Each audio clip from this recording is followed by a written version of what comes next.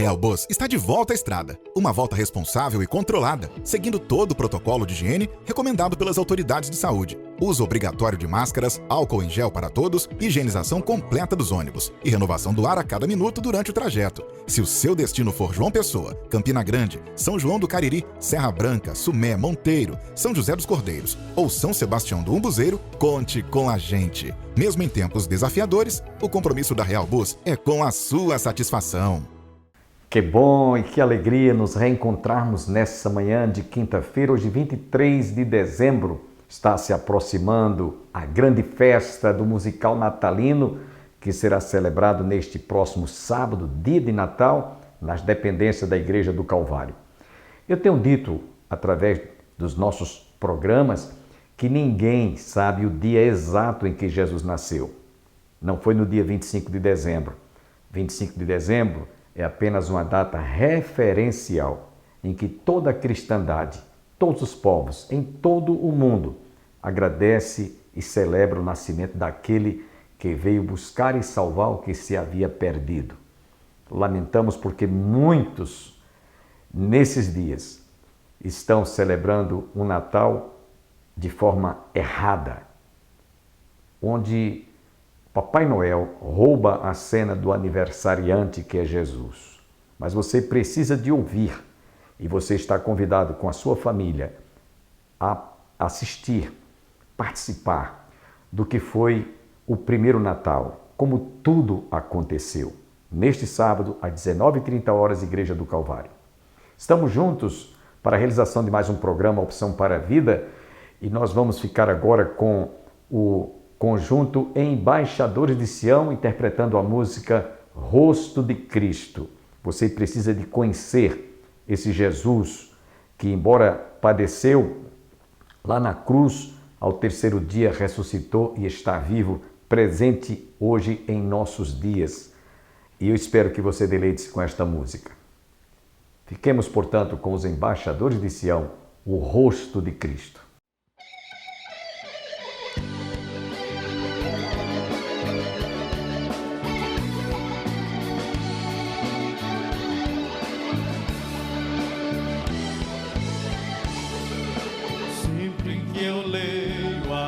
História de Cristo, todos eu fico a pensar com grande emoção no privilégio que muitos tiveram de ver o seu rosto, sentir sua mão. Eu também queria a mesma alegria de vê-lo bem perto, bem juntinho a mim, e olhar nos seus olhos serenos e meigos. Oh, como eu seria tão feliz assim. Bem bonito, todos. Queria saber como era o seu rosto, embora eu sinta que era muito lindo, me inspirava fé e também confiança, e dava a todos um gozo infinito. E ao ver as gravuras dos quadros pintados daquilo que dizem ser o meu Senhor, meu ser não aceita o que está na tela, é falsa a inspiração do pintor. Não creio num Cristo vencido, cheio de amarguras, semblante de dor.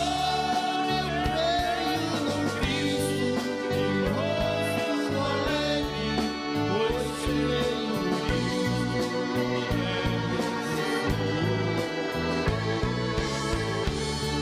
E um dia também verei face a face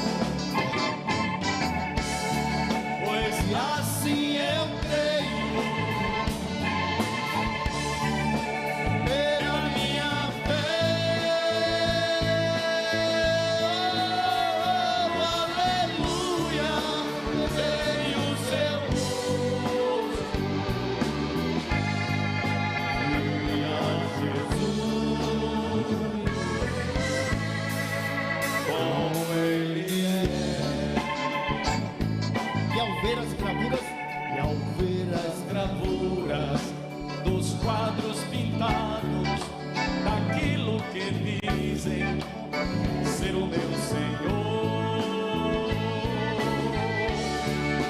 meu ser não aceita o que está na tela, é falsa a inspiração do pintor.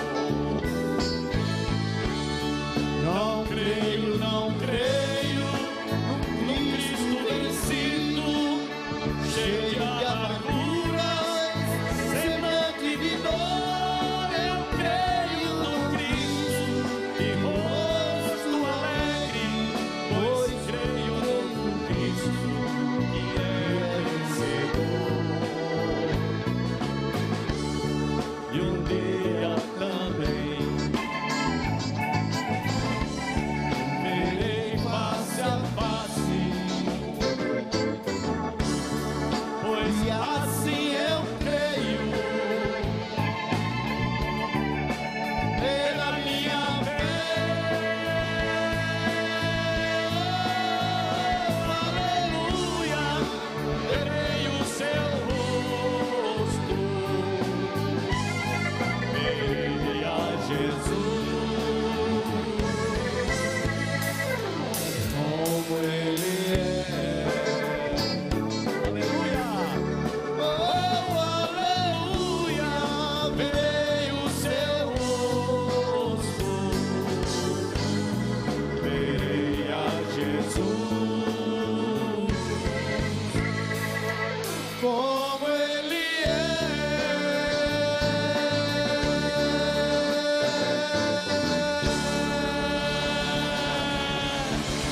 Aleluia! Glória a Deus! Amém! E amém, amém, glória a Deus!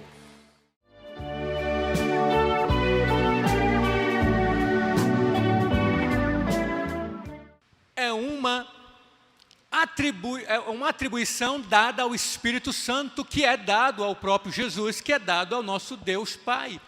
É a atribuição do Espírito Santo. Eternidade, Ele é eterno. Aliás, Jesus lá em capítulo 28 de Mateus, na comissão, Ele diz que estarei com vocês todos os dias. Todos os dias, todos os dias. Isso implica-se dizer que o Espírito Santo, Ele é eterno e está conosco. É uma atribuição da divindade do Espírito Santo. Também é uma atribuição do Espírito Santo onipresença. E eu gostaria de ler para vocês aqui, todo mundo junto, o Salmo 139, eu gosto muito desse Salmo. Salmo 139, do 7 ao 10, onde Davi descreve quem ele é, o que o Espírito Santo é. E eu não posso deixar da gente ler junto este Salmo 139. E diz assim: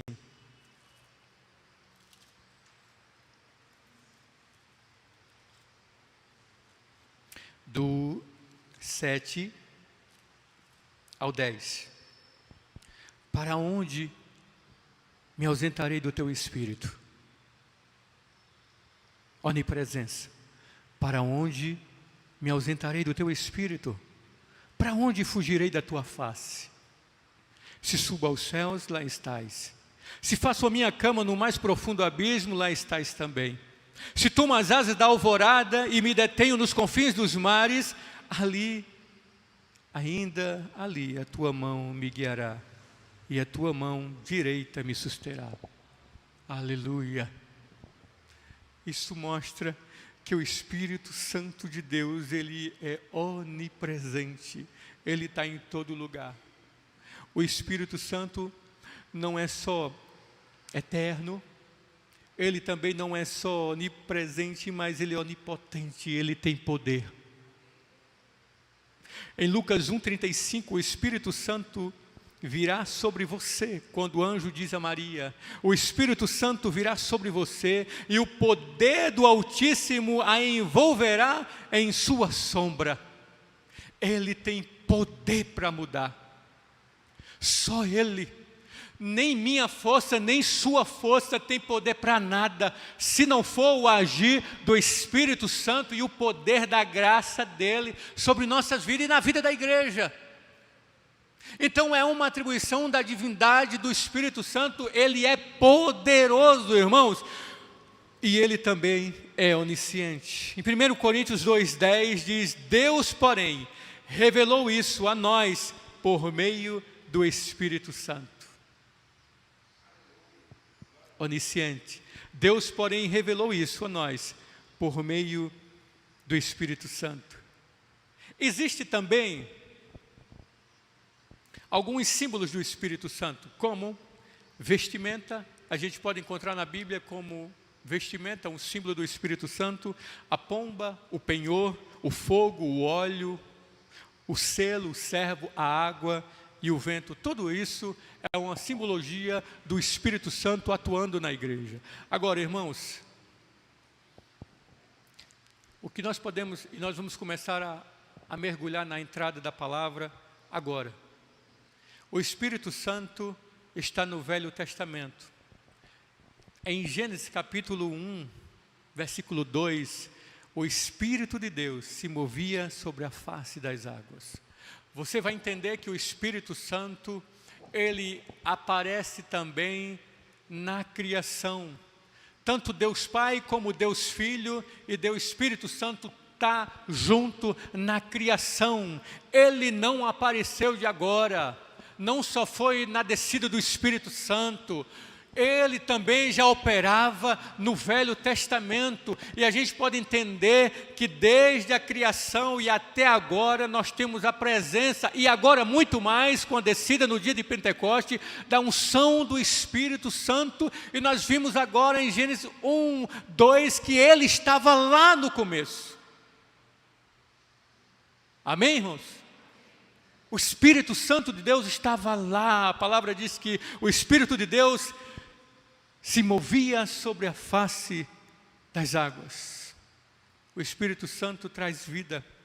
Lá em Jó 33:4 diz: o Espírito de Deus me fez, o sopro do Todo-Poderoso me dá vida. Isso quem disse foi Jó.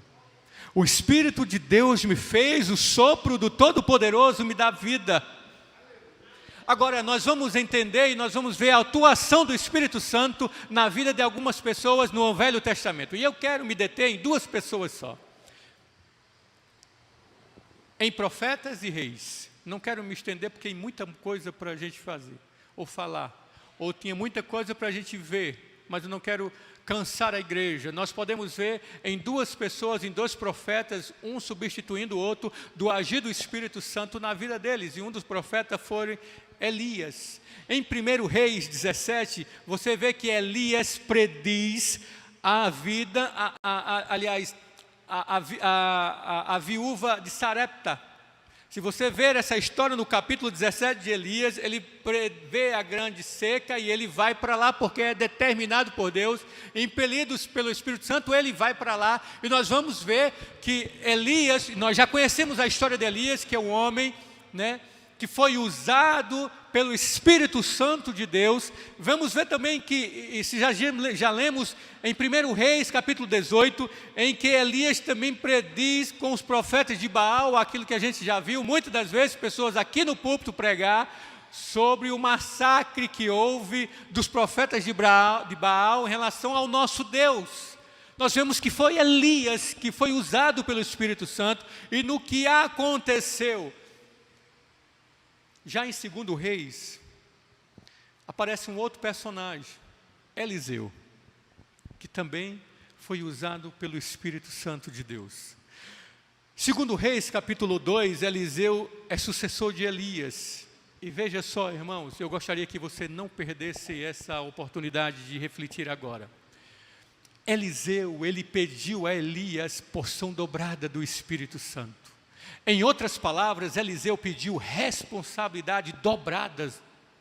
Ele disse: tu, Elias, tinha esta vida, eu quero ter sobre a minha vida duplicadamente. Não só o agir do Espírito Santo, mas eu quero ter essa comunhão, eu quero ter essa graça, esse poder de sair levando, de confiar mais. E nós vimos o que aconteceu na vida de Eliseu, irmão.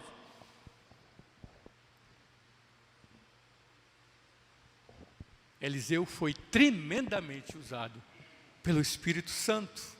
Lá em 2 Reis, capítulo 4, Eliseu aumenta o azeite da viúva. Olha, repara, irmão, Elias, quando chega na viúva de Sarepta, ele diz que da tua vasilha nunca vai acabar o azeite. Já Eliseu já pede na viúva para que ela consiga vasilhames nos vizinhos e que ela encha todos aqueles vasilhames de azeite. Olha que coisa interessante que Deus trabalhou com duas viúvas. Uma foi de um só pote onde não ia sair. Outras Deus trabalhou através de um profeta diferente, com outra situação diferente. Mas nunca acabava. O Espírito Santo de Deus trabalhando na vida destes dois homens. Eliseu também, pelo Espírito Santo, manda que Naamã vá se banhar 7 vezes. Não foi ação dele, foi do Espírito Santo. E o que dizer, irmão, de um machado que flutua da água, irmãos? Um ferro, se não fosse a unção e o poder sobrenatural do Espírito Santo de Deus. Então vimos, irmãos, nesses dois profetas, o agir do Espírito Santo de Deus. E o que eu poderia dizer de 2 reis, que foram um antecessor do outro? A Bíblia conta em Samuel que Saul era covarde, medroso. Já parou para pensar isso? Eu tenho muito medo da minha esposa dizer que sou um covarde, sou medroso. Que eu acho que eu vou deixar de ser homem, no sentido masculino da pessoa, no sentido de dizer, meu Deus, eu vou ser como costumamos de dizer, um Nutella. Eu não quero jamais que ela diga isso. Às vezes ela reclama comigo e com razão, que eu sou muito cabeça dura. Mas a Bíblia fala que Saul era covarde, medroso, tanto é que quando foram para escolher, a igreja sabe onde ele estava? Escondido atrás de uma mula, com uma carroça cheia de burro, sabe, escondido, e procuraram achar Saul e não encontraram por causa da covardia. Mas quando a Bíblia fala que o Espírito Santo se apossa de Saul, em 1 Samuel 10, 11, o Espírito de Deus se apossou de Saul, o homem virou outro homem. E é isso que o Espírito Santo de Deus faz na vida de quem ele entra, de quem ele possui. Ele transforma, ele não é a mesma pessoa. Não é a mesma pessoa. Irmão, a gente pode ver também na vida de Davi, que foi antecessor a ele. Davi, eu vou só relembrar umas coisas. Os irmãos sabem muito bem que Davi, ainda pequeno, mesmo sendo já ungido rei, ele tocava sua harpa para que o espírito mau que estava em Saul desaparecesse. Então, irmãos, era lógico que Davi via aquela situação. Talvez um homem tivesse endemoniado, a Bíblia não explica isso, mas talvez fosse uma tal depressão tão ruim, a ponto dele querer matar Davi. Até a gente sabe que tinha ciúmes, inveja e tudo isso, mas quando o espírito mau se apoderava de Saul, o homem era transformado em uma pessoa totalmente diferente. E Davi via isso toda vez. Tanto é que quando Davi peca e pede perdão a Deus, no Salmo 51,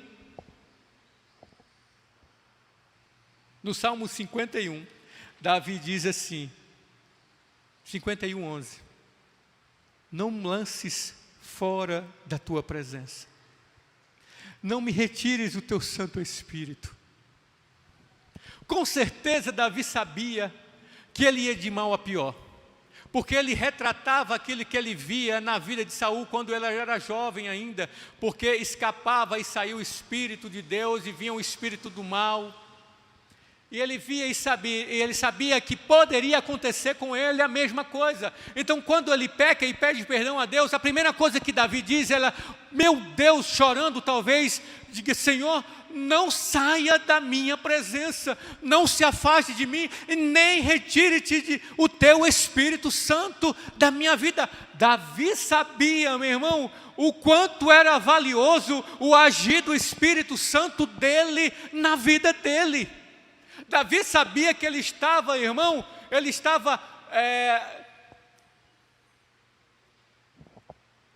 eu não vou dizer uma palavra que é chula, mas Davi estava enrascado, vou dizer essa palavra, se ele soubesse que o Espírito Santo já não mais habitava na vida dele. Por isso que ele disse: Senhor, tem piedade de mim, não lances fora da minha presença, nem me retires o teu Espírito. Essas são as pessoas que eu gostaria de tratar e que eu tratei no Velho Testamento. No Novo Testamento, eu não poderia deixar de falar do nosso Senhor Jesus, da forma como Jesus nasceu, extraordinária, irmãos. Quem iria acreditar naquele tempo que uma mulher estava grávida pelo poder de um Espírito Santo? Quem, irmão? Você já parou para pensar? Eu não quero endeusá-la ela, mas quanto sofrimento aquela mulher passou naquele instante.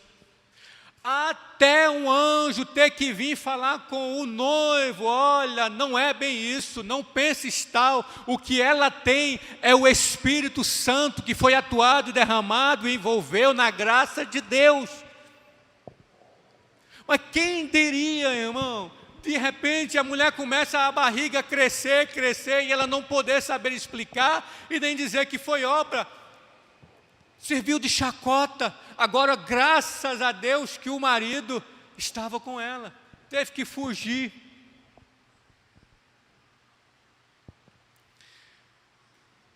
O nascimento de Jesus em Mateus 1:8 explica sobre isso, sobre o agir do Espírito Santo. Em Lucas capítulo 2:40 diz que Jesus crescia e se fortalecia em sabedoria e graça, enchendo-se de sabedoria e graça, e a graça de Deus estava sobre ele. E o que é a graça, irmão? É o Espírito Santo. A gente vê que o Espírito Santo, a gente já leu, que o Espírito Santo, em forma de uma pomba, ele desce exatamente no batismo do Espírito Santo. Aí me vem um reconhecimento, por isso que Jesus, ele disse assim para os discípulos: ei, serdes simples como a pomba, e sargais, que era uma qualidade da serpente. Ele estava se referindo ao Espírito Santo. O Espírito Santo, simbolizado por uma pomba, é simples. Jesus estava dizendo, em outras palavras: seja simples como o meu Espírito. Seja objetivo.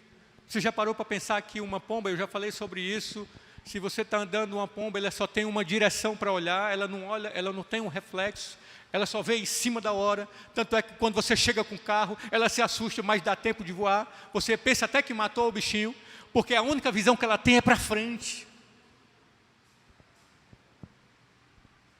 O Espírito Santo quer nos conduzir isso, e Jesus disse: seja isso.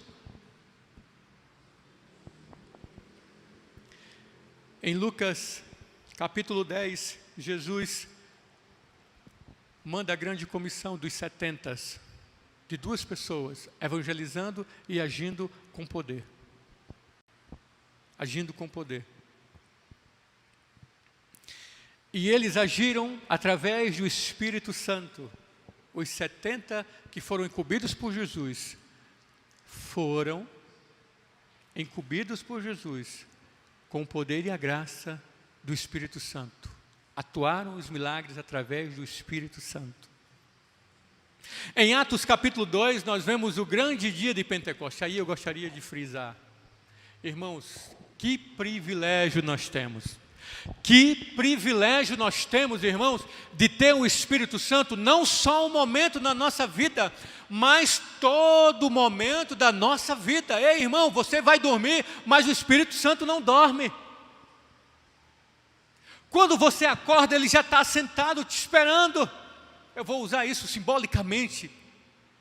Ei, quando o Espírito Santo, quando você vai dormir, que você coloca o seu cobertor, parece-me que é o Espírito Santo que está te cobrindo, ele vai dizer, eu vou ficar de olho em você aqui, porque a palavra diz que enquanto a gente dorme, Deus trabalha ao nosso favor, e isso não é, sabe, irmãos, isso é incompreensível da nossa parte. Saber que um Deus nunca dorme, a gente tem que entender e pedir a Deus misericórdia, porque Ele age ao nosso favor todo instante e todo dia. Eu quero dizer uma coisa para você que está aqui e que está em casa. O Espírito Santo atua hoje ainda.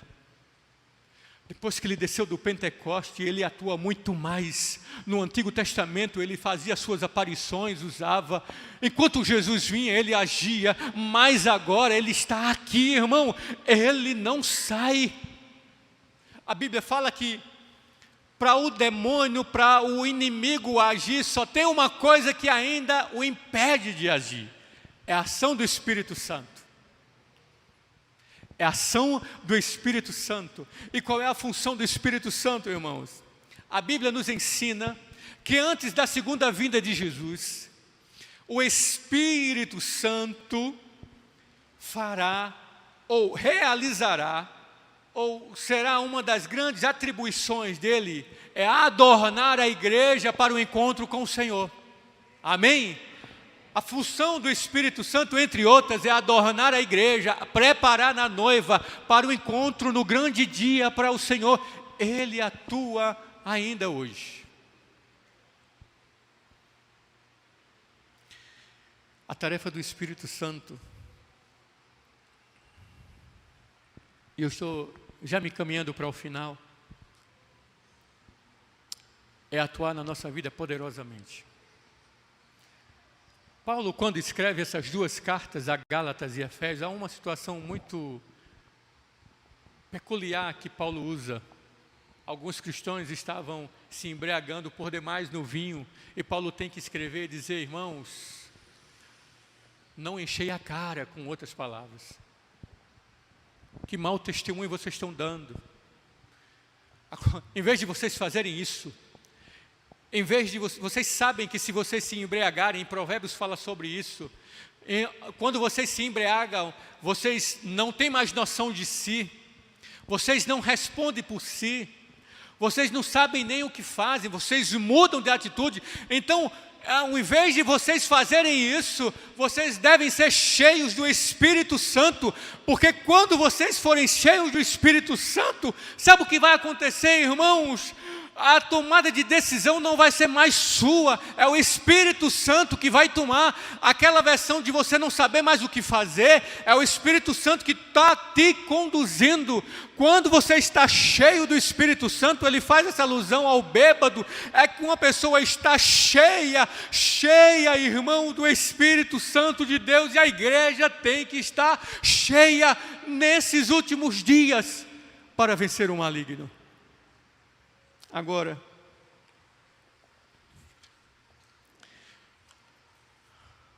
Paulo escreve essas cartas para dizer que a nossa conduta como cristão, o nosso parecer diário de cada dia,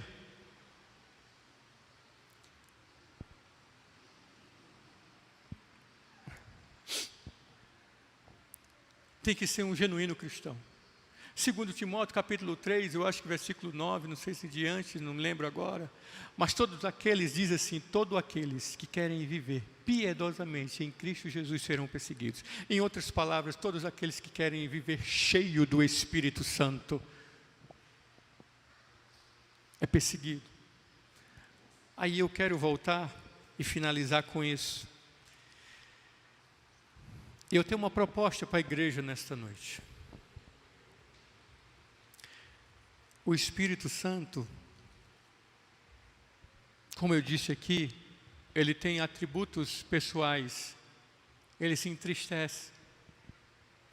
Quantas vezes, irmãos, nós nos entristecemos o Espírito Santo?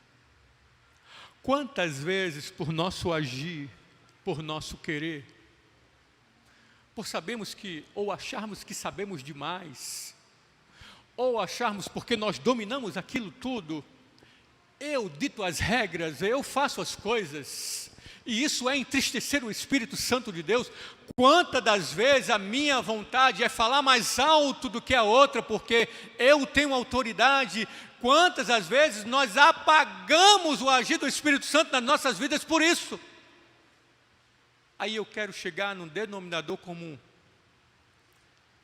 Quando começamos a nos alimentar daquela caixinha, quando começamos a abrir o nosso armário, começamos a comer e até escolher quais são os tipos de pecado que nós vamos agir ou subtrair ou usar para com o irmão, nós estamos apagando o Espírito Santo na nossa vida. E a Bíblia é bem clara, diz: ei, não apagueis o Espírito Santo na nossa vida. Não apagueis o Espírito Santo na nossa vida. Espero que você tenha sido profundamente abençoado através desta mensagem ministrada pelo presbítero Sidney, falando sobre a obra do Espírito Santo, como ele realmente está trazendo uma palavra de consolo, de conforto, porque ele é o Consolador, é aquele que veio para convencer o homem do pecado, da justiça e do juízo. Agradecemos a todos que estiveram conosco e até amanhã, se Deus assim nos permitir.